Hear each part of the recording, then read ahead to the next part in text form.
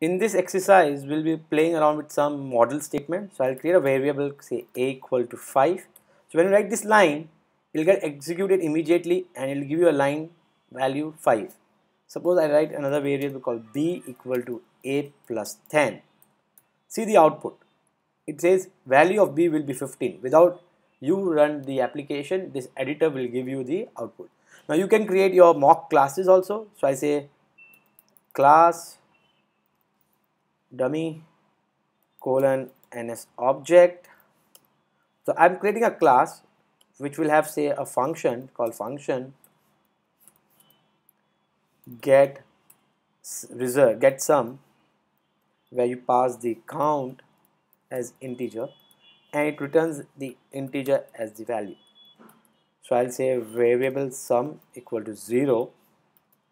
I'll run a for loop, say for I in 0 dot dot less than count. I'll say sum plus equal to 10. So and I'll return sum. So I'm just creating some dummy function, okay, where it will just add 10 number of times you pass the count. So after this class, I will create a mock object of dummy. So I'll say dummy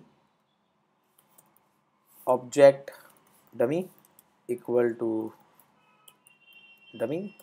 I'll say variable result equal to object dummy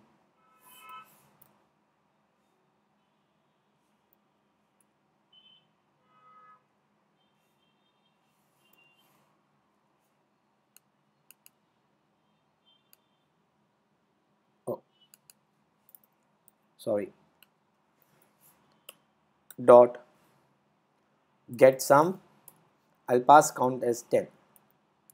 So when I pass this 10, this function will get executed. So your count sum is 0. This statement is getting executed 10 times. So you come to know how many times your loop is running. The value of the sum at this line is 100. Here you get created object of dummy and the result value is 100.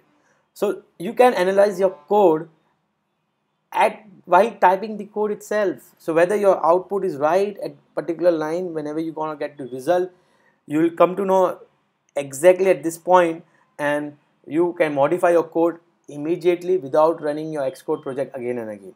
Once you see your output is proper, you can copy this entire code into your Xcode file and you are done.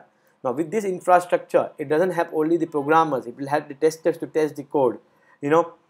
So this tool becomes very amazing. Now if you want to know what is the value of sum at every iteration, so you can click on this line. There's something called white circle, right? You click on this, there will be another screen coming up and it will give you the value against the count.